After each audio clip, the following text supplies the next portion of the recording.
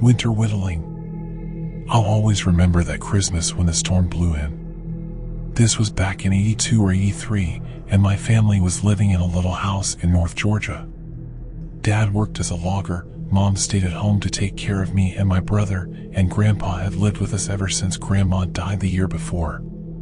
My uncle and aunt had come to stay with us for the holidays, and my two cousins, Ella and Jasper, were sharing a room in the loft attic with me and my brother. Our little 3-bedroom cabin seemed pretty cramped, but we all just thought it would be until after the holidays. That was until the blizzard rolled in. It was December 20th, 4 days before Christmas, and we were all playing outside. The adults had said we were being too loud and had asked us to go out for a bit, so we put on our coats and mittens and went out to play. My brother wanted to play hide and seek, and my cousins and I, all of us about 4 to 6 years older than him, had agreed begrudgingly.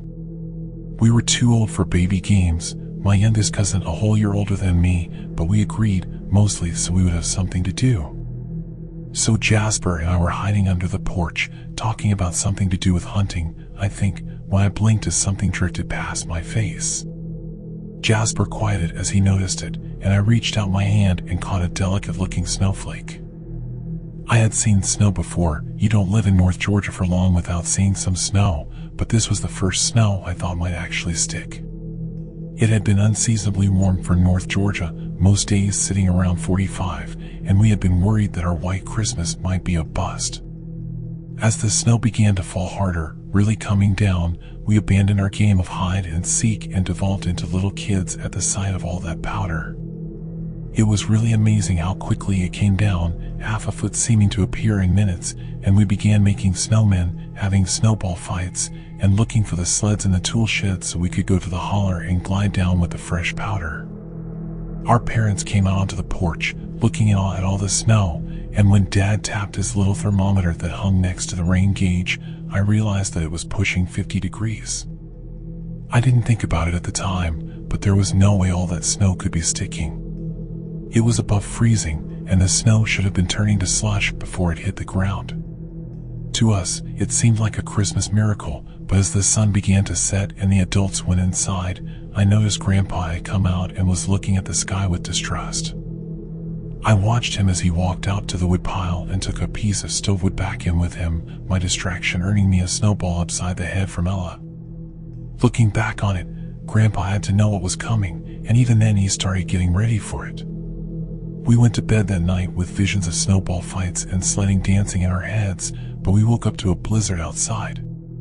Dad and Uncle went to stare at it on the porch, drinking coffee as they discussed what to do. Dad had laid by food, but he was worried that he didn't have enough for 9 people long term. My uncle joked that we could always eat Grandpa, but Dad said that would be like chewing on a boiled owl, and they both laughed.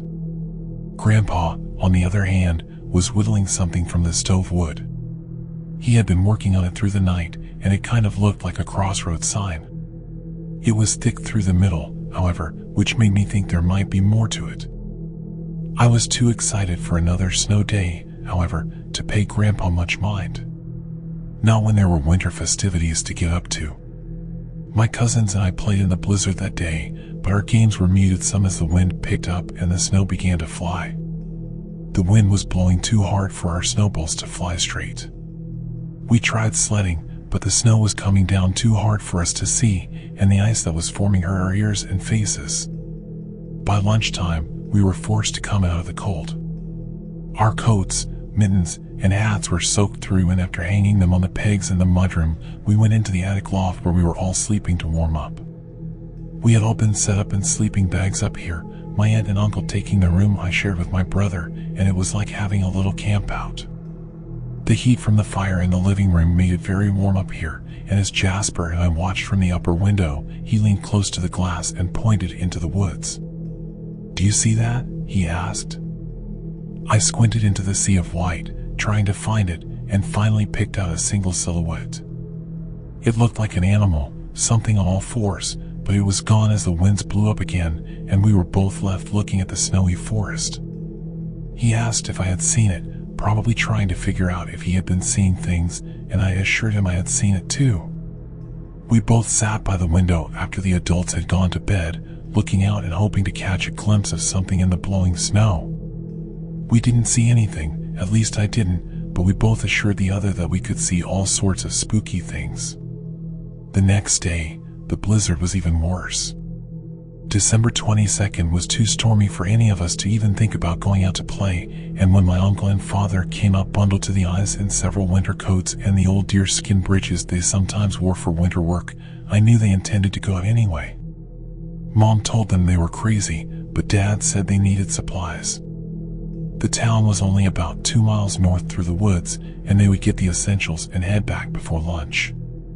He kissed my mom and told me to hold down the fort while he was gone. I should be back soon. It's only a couple of miles. They set out at 7, just after breakfast, and I didn't envy them. With the blizzard raging, we mostly sat around the house and watched TV. The set only got 10 channels on a good day, and today we were lucky to get 2. The local weather station came through, on and off, and as the little kids watched public access stuff, I sat and read on the saggy old couch. My older cousin had decided to read a magazine he brought, and the only breakup over the muffled sounds of the TV was Grandpa as he carved his little figure. The sif-sif-sif of Grandpa's whittling knife kept leading me away from the adventures of Frodo and Sam, and I found myself looking at him as he worked. If he was self-conscious about it, he never showed it. Grandpa wasn't so old that he seemed ancient, but even as a kid he seemed like some wise old elf to a sprat like me. After a while, I finally asked him what he was making, and his answer made me put my book down entirely. A totem? Like a tribal thing? Like in Robinson Crusoe? He smiled wetly at me, kind of. This one is to keep something specific away though, something we may get a look at if we're very unlucky. What's that? My cousin asked, and I realized he had been listening too. The magazine lay across his lap now, and as Grandpa set his knife aside, he lay on the arm of the chair and moved over to sit closer. Grandpa had just opened his mouth to speak when the lights suddenly went out and the living room was left in semi-darkness. The power had struggled unmanfully, but it had finally given up the ghost. The fire in the grate cast Grandpa in a ghostly pole, and I imagined that this was how his own grandfather had looked when he told stories once upon a time. When I was young, younger than you two, but right about little Mac's age there, he said, pointing at my brother, there was a blizzard much like this one. It blew in right after Christmas, and it stayed for 5 days. My brothers and I thought it was great, and we played in the snow as the adults looked on with concern. Did we have enough firewood? Did we have enough food? None of that mattered to us, though. Those were matters for adults, and we threw snowballs and built forts and played until the sun set each day. The fire crackled as the little kids moved closer to Grandpa, and we settled in for a story. As the blizzard went on, we noticed that something was stalking the woods around the cabin. It came on all fours, like a deer or a stag, but sometimes, if you were quick, you could see it on 2 legs as well. It never got close, not in the beginning, but as the blizzard went on, it crept closer and closer to the house. At night, my brothers and I would watch it from the attic window, and sometimes its eyes were red as coals in the dark. We were all gathered around him then, listening to the tale, enveloped in the mystery of the creature. Me and Jasper, especially, since I was pretty sure we had seen it yesterday. Every day, it got a little closer, and every day the storm got a little worse. My own grandpa, a man who had seen the beginning of a new century, sat in a chair by the fire and whittled from the first day of the storm to the last. His old knife, this knife, actually, he said as he held up a fixed-blade knife with a silver handle, was very sharp and the wood had fallen in thick curls as he worked.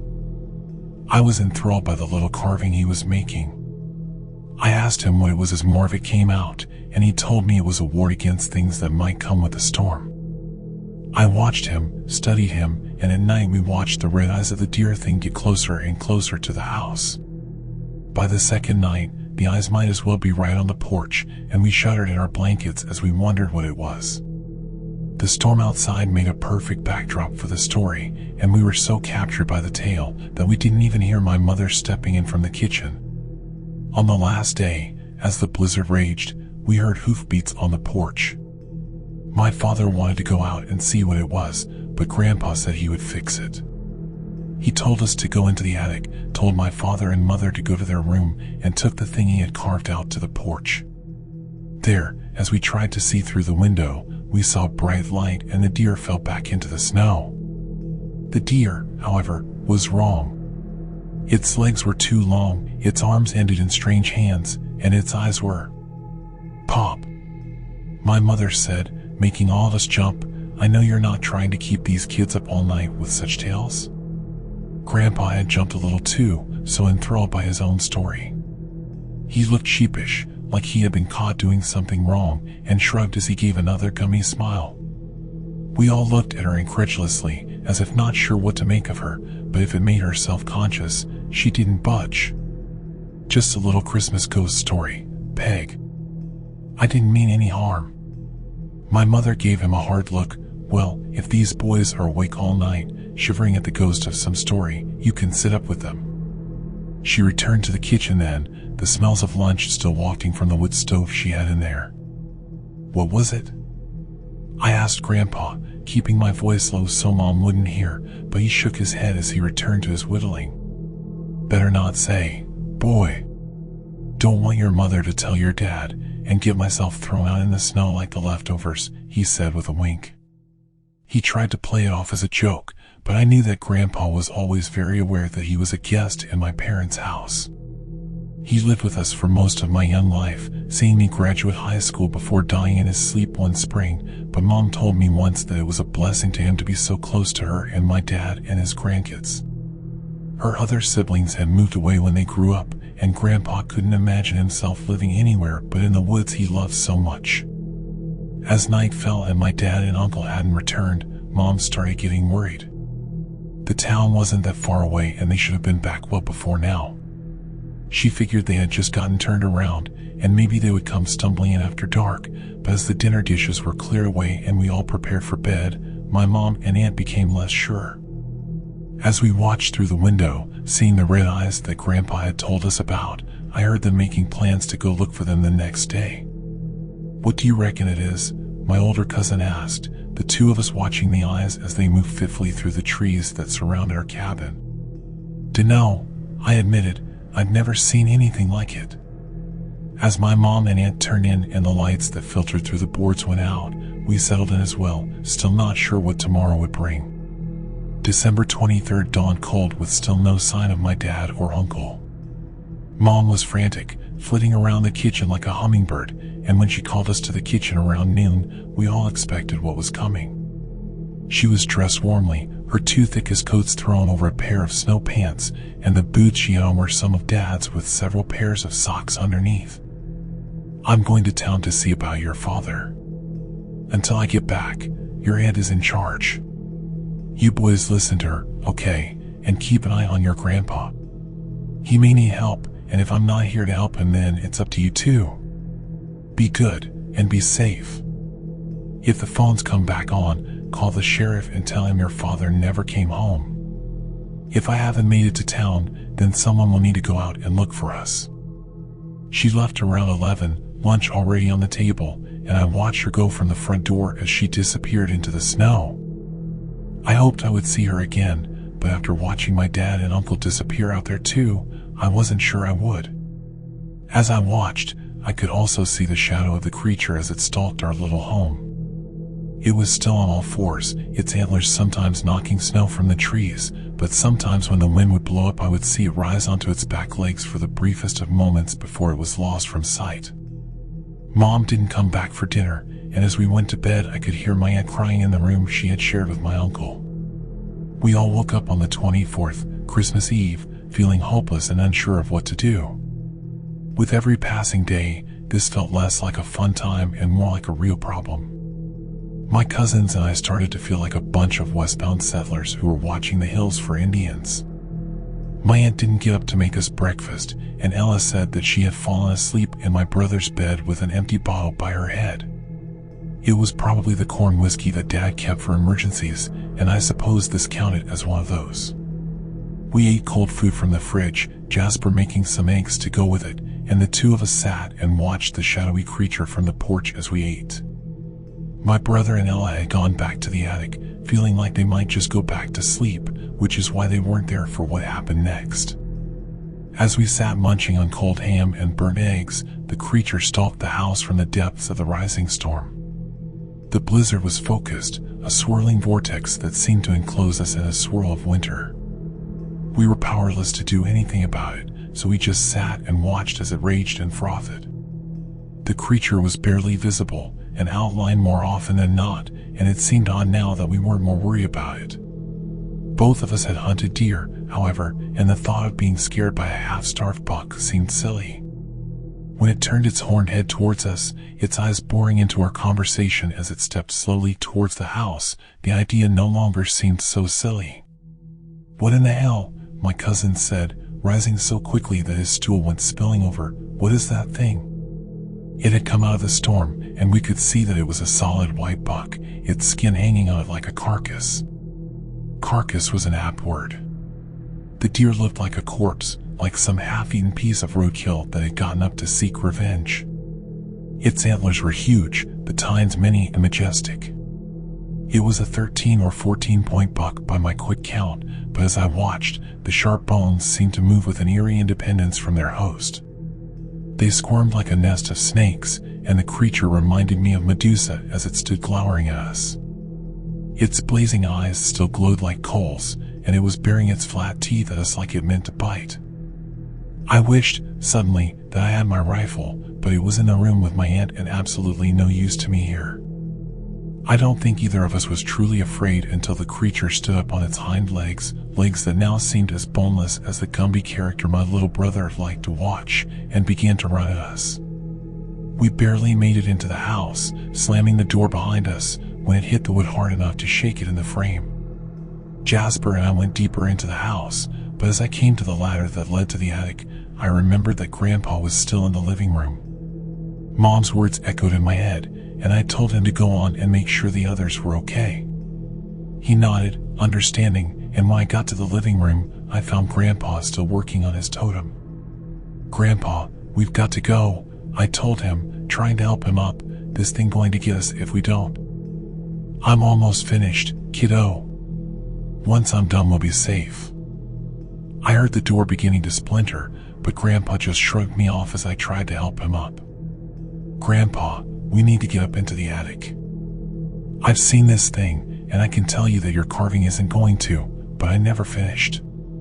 The door burst open then, and the cadaverous deer creature came snorting into the living room. I was frozen in fear as it strode in, its hooves clicking on the floor, and I saw its front legs end in the same kind of snaky appendages that decorated its head. They were like fingers in some nightmare picture, and his red eyes focused on us as he came striding into the living room. His horns made a hellish noise as they scraped the ceiling, sending curls of wood down in a shower. He was focused on Grandpa, his eyes boring into him, but as I started to bolt, Grandpa swept out an arm and held me back. I looked down and found that, to my surprise, the old man was smiling. "Fancy meeting you again after all this time," Grandpa said, the deer snarling and snorting a mere 15 feet away. He started moving after a few tense seconds, and when Grandpa lifted his hand, I was momentarily blinded by a white-hot light that emanated from the carving there. I saw the face carved there for half a bitter second, the huge eyes and roaring mouth looking formidable, and then I had to throw my hands over my ears as my senses were assaulted by a sudden cry of primal rage. It was as if the totem was bellowing at the interloper, screaming down the deer thing that meant to kill me and Grandpa, and all of my senses seemed assaulted at once. I was blind, deaf, smellless, unspeaking, and incapable of thought. I was as Adam must have been for the first few moments of his creation, and when I was able to gain my senses, I found myself lying on the floor as Grandpa looked on placidly. Of the deer, there was no sign, and Grandpa's totem looked as if it had been through the heart of a blazing inferno. The features were still perfect, only charged to a dumb muteness by the effort of expelling the deer thing. It had taken everything the little effigy had to set the creature aside, and now it was used up. Grandpa handed it to me, the carving leaving char stains on my fingers as it passed between us. "Here, you might need to know how to carve one yourself someday." I started to thank him, but that was when I heard my father's angry yell as he asked just what the hell had happened to the door. Some of his anger was set aside when I came running up to hug him, and I could see both my uncle and my mother standing slightly behind him and looking concerned and confused. I tried my best to explain what had happened, but I don't think they believed me. Dad was skeptical that all this had happened in the few hours he had been gone, but Mom pointed out that he had been gone for at least a day and a half. That really threw him, and when he told her that he had just left this morning, she said he had been in the woods since at least the 21st.